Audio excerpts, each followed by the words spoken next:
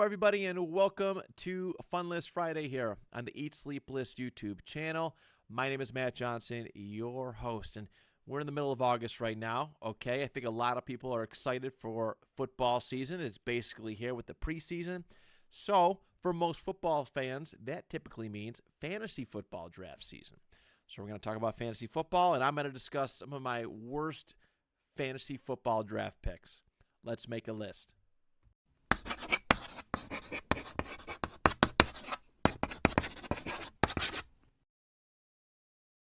So we're in August now, and preseason football is starting to happen.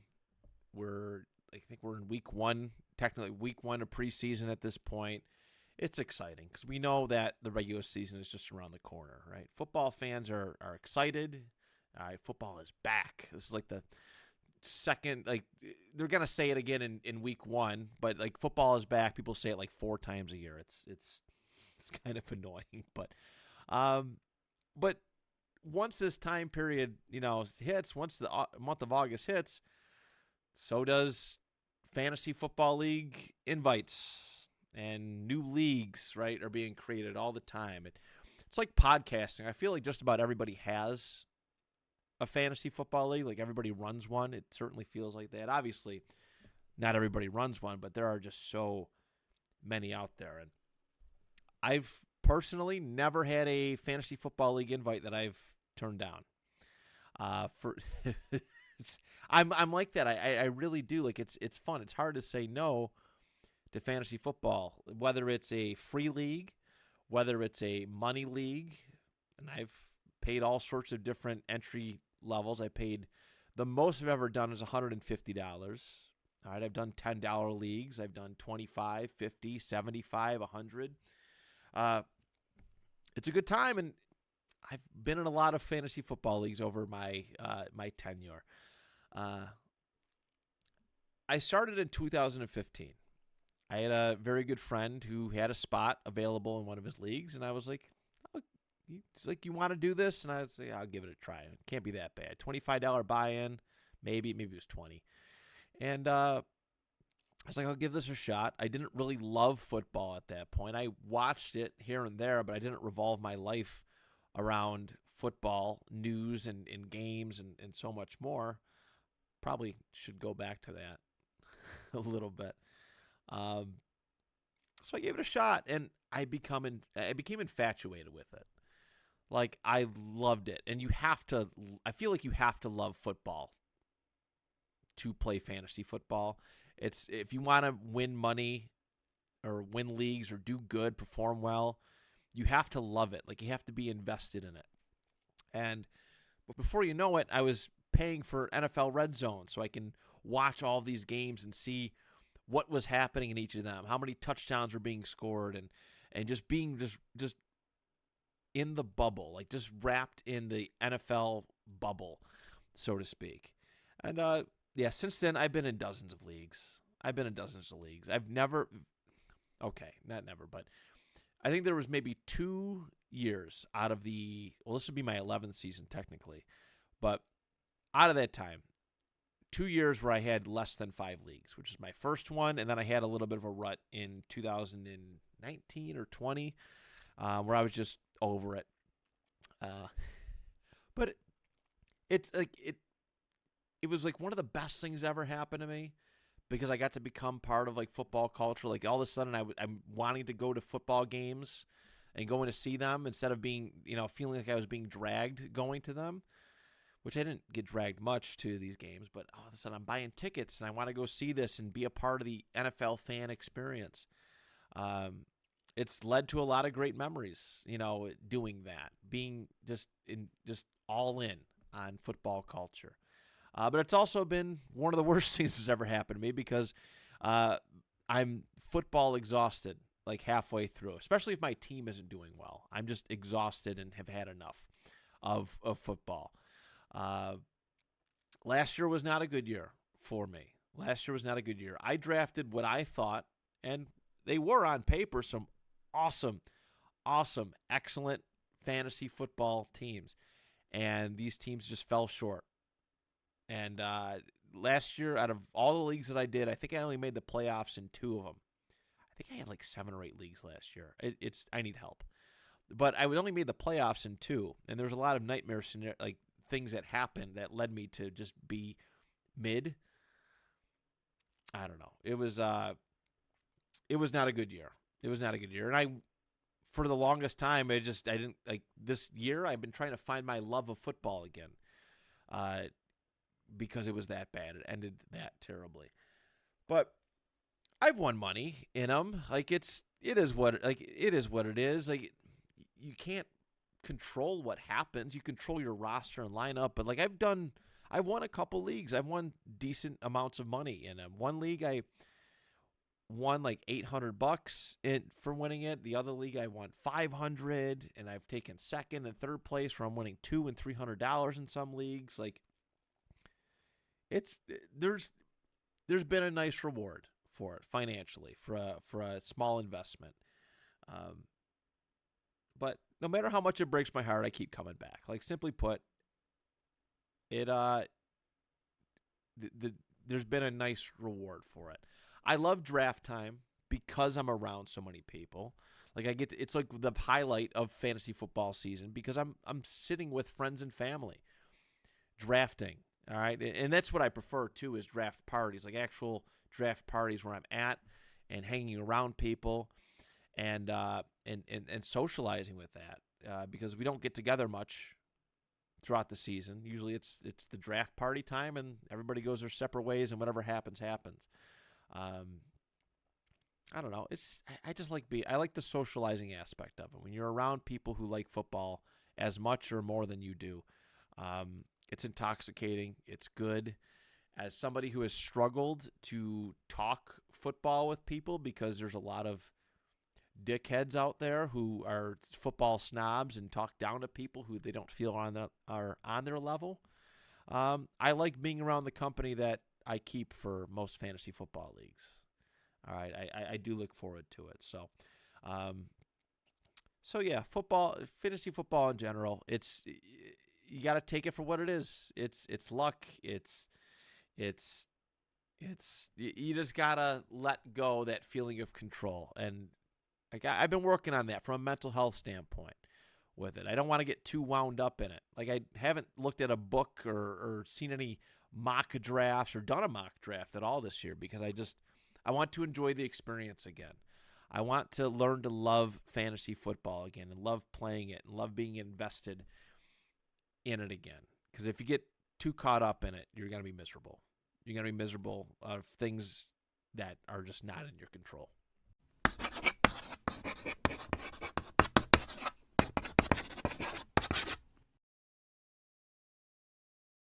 All right, lessons from the list. If you've never played fantasy football before, don't. Just don't. I'm kidding. I'm kidding. It does not take much to become addicted to it. I can assure you of that as somebody who has gone way overboard on fantasy football and joining leagues and starting leagues and such. It is very easily addictive. So if you think just be careful. Just be careful, all right? Just be careful on how many you approach. Less is more. I preach that a lot. Less is more. Don't overindulge yourself with fantasy football leagues. It will drive you insane. If you've done it before, all right, if you are a regular participant in fantasy football league or leagues, I don't know, just learn to – you got to have a good mindset about it. All right. There is very little that you can do that affects the outcome of these games, except putting the best possible, like selecting the right player, all right, on the right day that gets the most amount of points. That's it. That's your only job. I have learned over the last couple of years that, again, learning to control what I can control. I set my lineup. I don't look. I'm the happiest when I do that. All right, I don't sit there getting anxious over and hoping that a certain player gets a touchdown or gets one reception for 7 yards to help me win a game. I don't get wrapped up in that because you'll drive yourself insane. All right, and the more leagues that you have and the more scenarios that you find yourself in like that, you're going to go nuts. You're going to go nuts. Take it from my personal failures that you can do that. If you don't love it, don't spend a lot of money on it. All right, I know people who spend thousands of dollars on leagues or a league just for the buy-in. Don't get too wrapped up in it. All right, just don't put yourself in a possible bad situation, and make it not fun for yourself. You got to change your mentality with it. If you find yourself exhausted, dragged down by the end of the season or halfway through the season because your team stinks, you got to change your mental approach to it. Make sure you play it with good people too. Like, I've played in a lot of leagues. I don't want to count how many leagues I've played in. But if I'm not vibing with the people in the league, I usually exit. I leave it. If it becomes not fun, like it's supposed to be, I feel like, fun. Again, we have no control over it. But if I'm not, like, if I'm in a league with a bunch of douchebags, I'm going to be done with it. I'm not going to run the league anymore. I'm not going to participate in it. I've ran several leagues myself, family leagues and leagues at my old podcast studio. And if there's somebody who is disrupting the peace and fun of it, then I'm not going to run it anymore. All right, I'm bringing back my family league this year. All right, it's only 8 people league, and because I brought in outside people last time, and they ruined it. They made it not fun. They complained all the time and made it difficult to enjoy fantasy football. And I don't want to be around those types of people. So play it with good people. All right, play it with people you want to spend time with and watch football with. That's my mentality.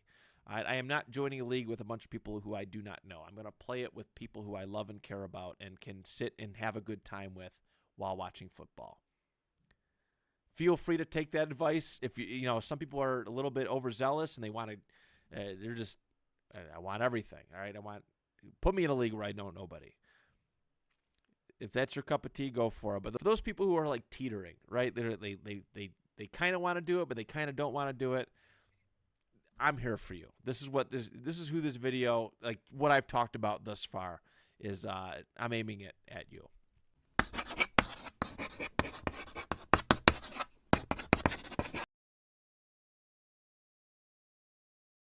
All right, everybody. Here it is, my top 10 list. My favorite part of every single video that we do. Get to talk and make a list and really think about what I'm talking about. And I decided to go with worst fantasy football picks for this video because, I don't know, it's fun. It's funny. It's relatable because if you've played fantasy football, we've had those picks that we regret. I love hearing stories about them, about how much people regret picking a certain individual. My dad loves to talk. I never picked him for the sake of my dad. Loves to discuss his experience drafting Le'Veon Bell the year he held out with the Pittsburgh Steelers, and he was like a 3rd overall pick, and he took a shot and it blew up in his face. So I want to talk about the bad stuff because we can all relate to the bad stuff. Anybody can talk about the good moments, but the bad draft picks are fun. They're funny, relatable, and maybe a warning for those who are thinking about entering the world of fantasy football. Feel free to comment yours. All right, feel free to comment your selections if you have one that was really bad or a bunch that were really bad. The comment section, I always invite you all to share. I look forward to hearing you all talk about your draft, especially for this video, your draft horror stories, but in general, like loving to see your list. Let's get to it. My top 10 worst fantasy football picks of all time. Starting off with number 10. We're going to last year. 2024, Marvin Harrison Jr. I took him in a lot of leagues because he was one of the best prospects, right? 2024 NFL draft. He had 3 top-notch wide receivers. They were debating who was going to go first. You had Malik Neighbors, Marvin Harrison, and Rome Odunze. And I had the opportunity to take Marvin Harrison Jr. pretty high in a lot of leagues, and I took the bait. And I don't know, it makes sense, right? This is the son of one of the best NFL wide receivers of all time. He's an excellent, excellent prospect, and he's got a guy who can get him the ball. Kyler Murray, love him or hate him, has some great arm talent. Marvin Harrison Jr. was a very big disappointment last year. And, he did produce, but not to the level that he was being advertised as doing. Not to the level that should have happened. And he had more misses than hits. And that's a reoccurring theme throughout this top 10 list for me. All right. So Marvin Harrison Jr. last year, 62 catches, 885 receiving yards, and 8 receiving touchdowns. He had some excellent games. He had 2 games over 100 yards. All right, week 2 he had 130 yards and 2 touchdowns. In week 8 he had 111 yards and 1 touchdown. And those are pretty significant numbers. Those are really, really good numbers. But for everything else, he was well under the 100-yard mark. It just became so bad that I couldn't justify starting him at all. And yeah, it was just so spread out. So you get a really good game here and then 4 or 5 weeks of bad. There was a game where he had no targets. All right. Week 1 against Buffalo, I remember this very clearly. There was an image of Marvin Harrison Jr. wide open on a potential game-winning touchdown, and Kyler Murray didn't even look his way. He had 1 catch for 4 yards, and I'm like, oof, this is not a good start to fantasy football season at all.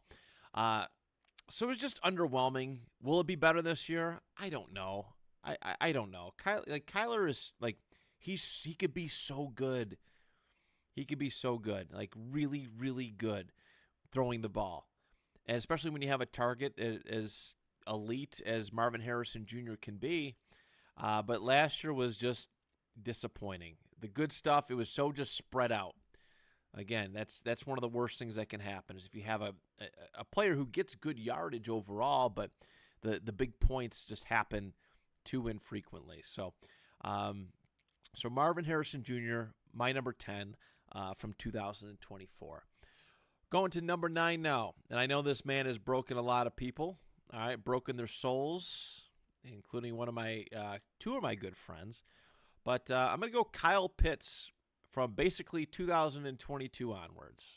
All right. His rookie season wasn't bad. It wasn't bad. Not a touchdown heavy. But 2021, he had 68 catches for 1,026 yards and a receiving touchdown. So naturally, you think a tight end's going to get better. He's going to produce more in his second season and so on and so forth. But that was not the case. He played in only 10 games in 2022, and I took him. I had the opportunity to take him. Good, not just good, great tight ends are hard to come by.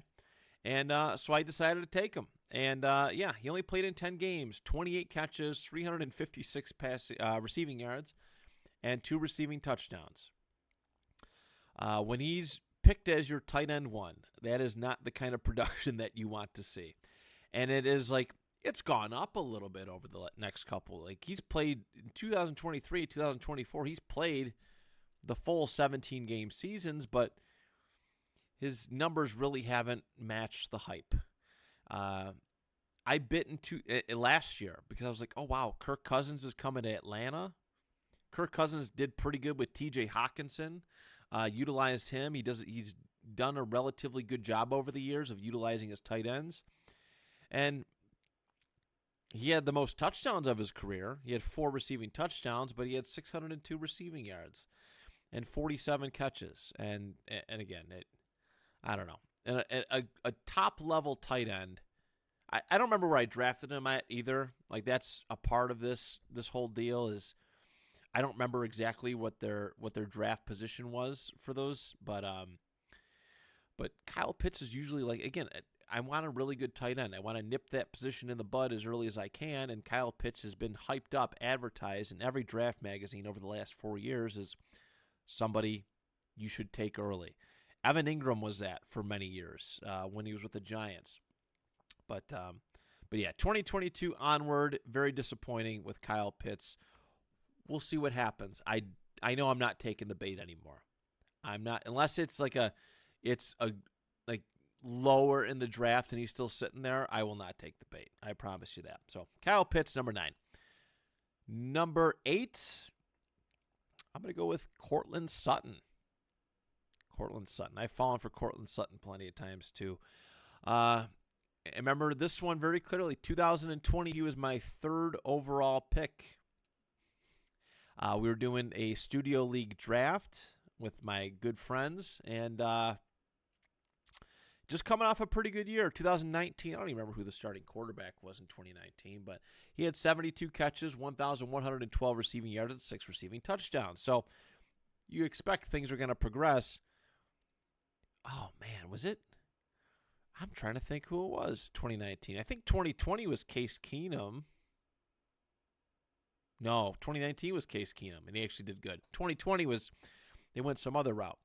And Courtland Sutton hurt his shoulder in like a preseason game. Messed the whole thing up. He ended up only playing one game that year where he had 3 catches for 66 yards. My 3rd overall pick, I think it was my wide receiver 1.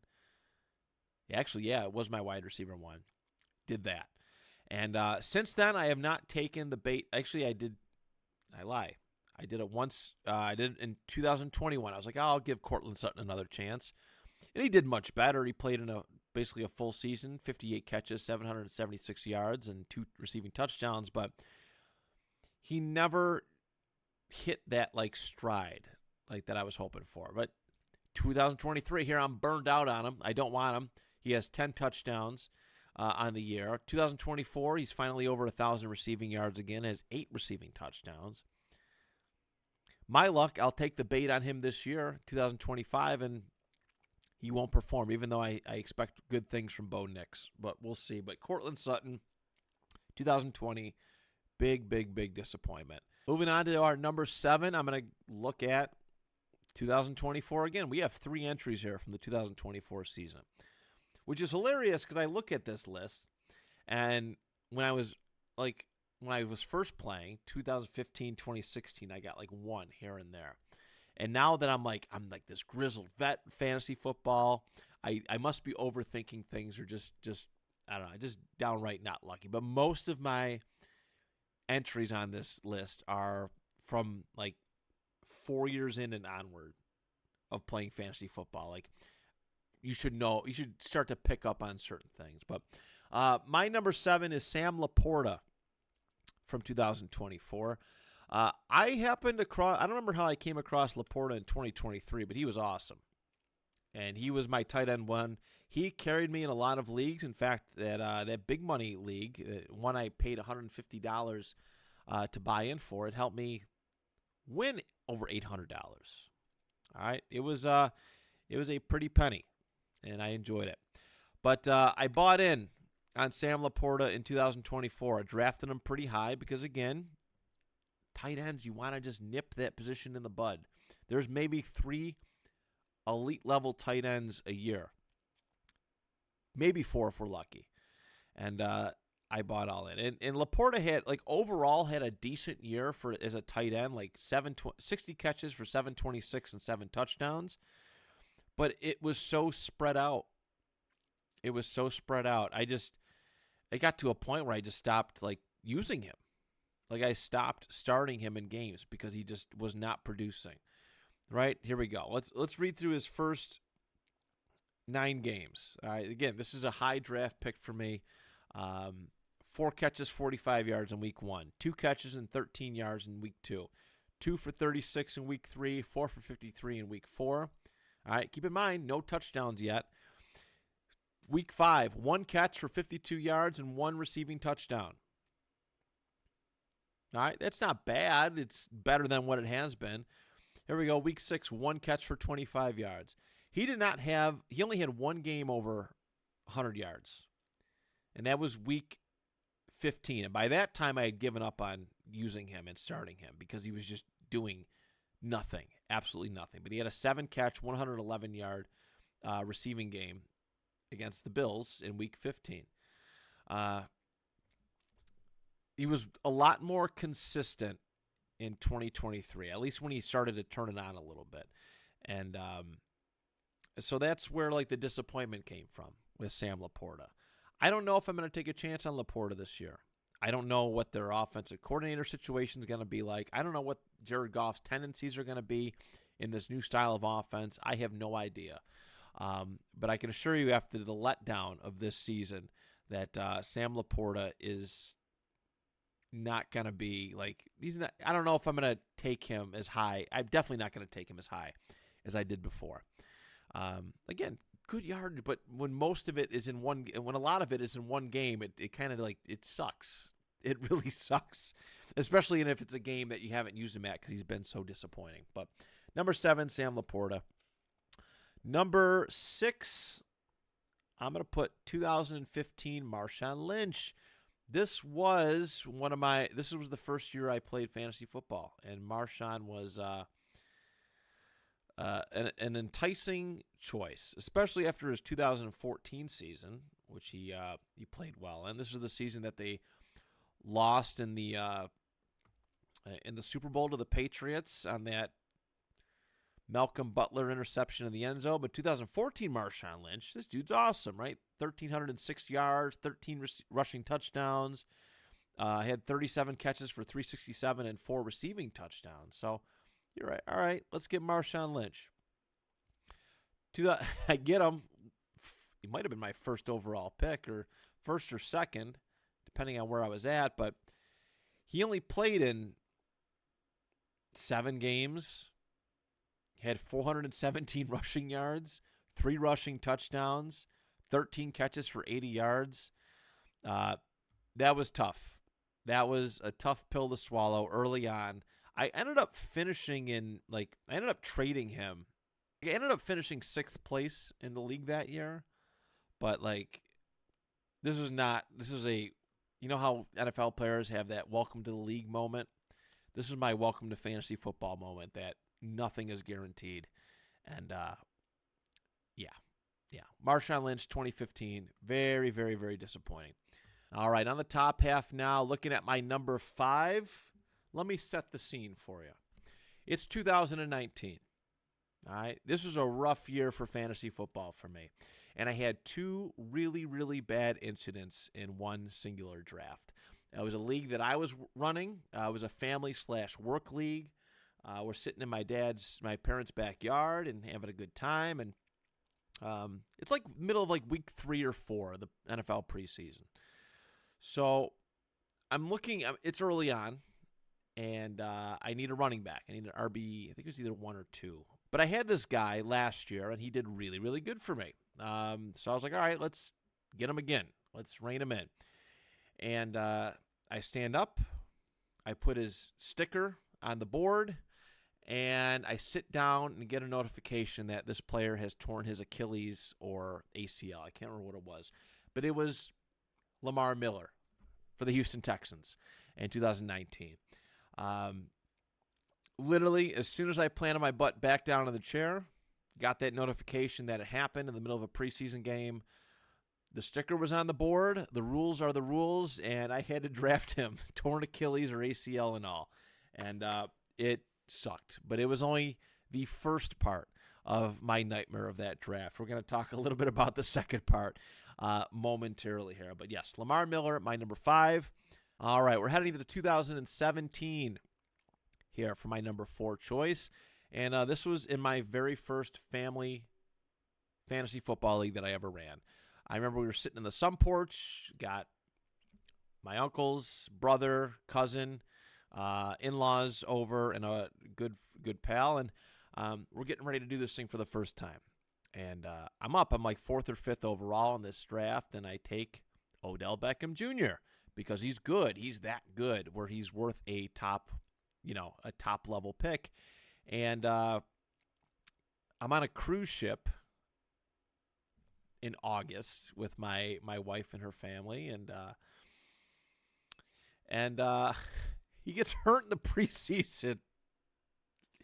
The 3rd week of preseason, hurt his ankle. doing something. And I'm like, oh my God. What the what? This is my first pick. And he missed week 1. And then I don't know if he like re-aggravated it. I'm pretty sure he re-aggravated it, but he did not play from week 6 onwards. He only played in 4 games that year. So my first overall pick in my first family fantasy league got me 25 catches, 302 receiving yards, and 3 receiving touchdowns in that game. And I avoided Odell Beckham Jr. like the plague from there on out. Unless it was a great value pick where he's like in the bottom half of the draft and he's still sitting there, I didn't touch him. But obviously accidents happen, but like, come on, man. Come on. This stunk. And OBJ, I mean, he had a good year or 2 in Cleveland, but he was just mostly never the same after this. So yeah, OBJ 2017, that's my number 4. Number 3, he was a keeper in one of my leagues, in my big money league, and he was a draft pick in others, and it is Christian McCaffrey from 2024. Oh, good God.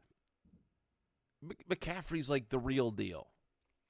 McCaffrey's a real deal. His 2023 season was awesome, and he actually was a big contributing part to me winning a lot of money. He did a really good job. He was part of that team I had with Sam Laporta and others, and he was just awesome. And in 2024, he went into the season hurt. In fact, like he really didn't do anything. Workout wise, like he was hurt.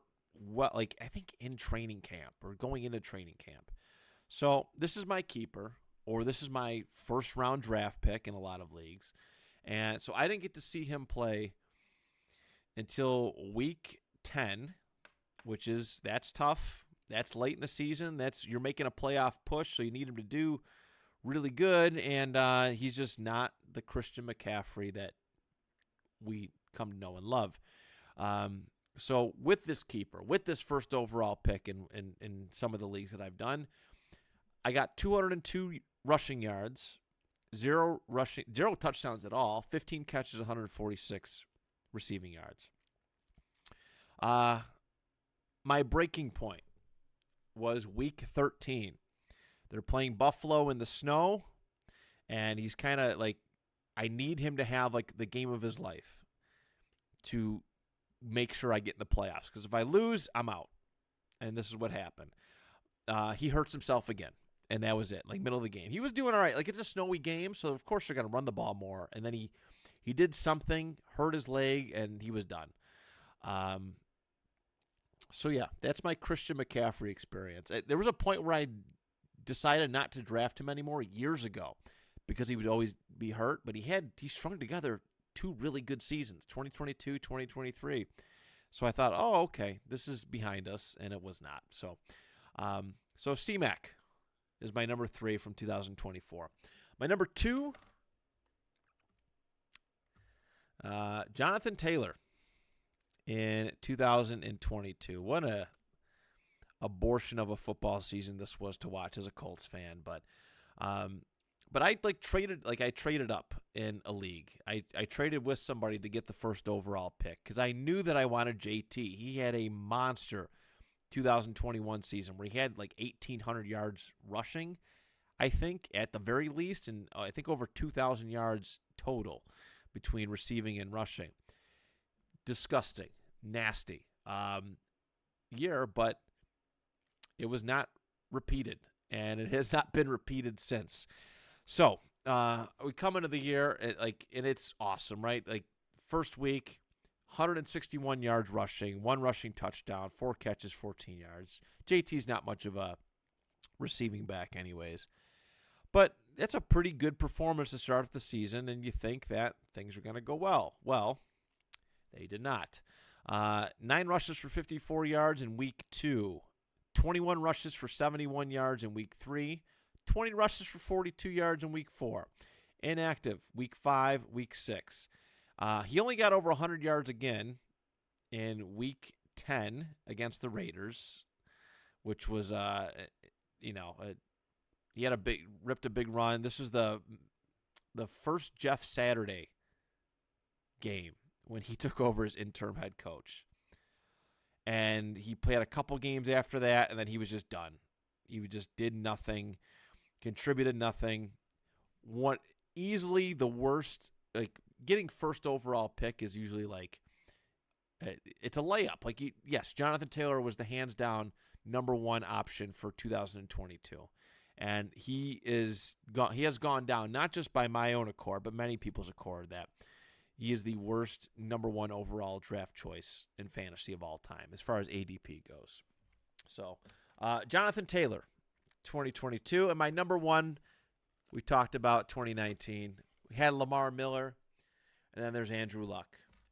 So, an hour before he decided to call it a career and finally retire, Andrew Luck was my quarterback one selection in that same draft. All right. Feeling good, right? The Colts just as a Colts fan in general, he's coming back. He had a good 2018 season, led the Colts to the playoffs. They won a playoff game, and they lost to the Chiefs. And a decent and okay competitive game. But here you think 2019, things are going to keep getting better. And yeah, so I picked him early. He was my dude, Andrew Luck, one of my favorite quarterbacks of all time. And yes, an hour later, I'm receiving a voicemail. I'm receiving text messages that are checking on me. My one buddy, I think I still have the voicemail on my phone. Let me see if I do. Let me see if I do. I saved this. He wanted to make sure I was okay. I had no idea what was going on. Here it is. August 24th, 2019. Let me see if it comes through.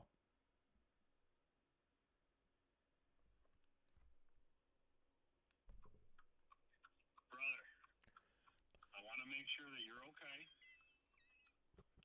And you don't do anything irrational. If you need somebody, you just call me. Later, brother.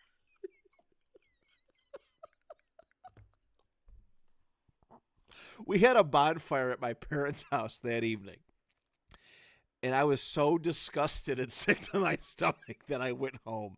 Like I went to my apartment and just sat on the couch and stayed up all night. I laid like this, and I could not believe what just happened. And it's not like the fantasy football aspect of it. It was being a Colts fan and just how flabbergasted and just torn, like just emotionally destroyed and checked out of the season. I was. I couldn't believe it. But 2019 Andrew Luck. I love Andrew Luck. It took a lot of courage to do what he did. But in the moment, that stung. And I was ready to puke. So there it is, everybody. My top 10 worst fantasy football draft picks. I hope you enjoyed it. And I hope that you decide to share some of your own horror stories when it pertains to making the wrong move, making the wrong choice. All right. Have a great weekend.